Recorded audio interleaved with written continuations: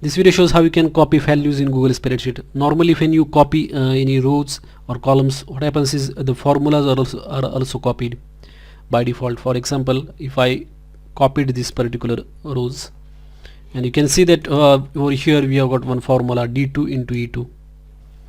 So what I'm going to do is just copy this particular row and paste it over here, and you can see that the formula is copied. But if you just want to copy the values, then what you have to do is that, I'm just on control side, you have to paste it, and after pasting you will see this paste formatting thing. Just click on that, and here you have to select paste values only. Then what happens is that formulas are not copied, just values are copied. And now if you click here, you can see that the actual value is displayed, not the formula. Earlier it was showing the formula. So that is how you can copy values in Google Spreadsheet. Thanks for watching this video.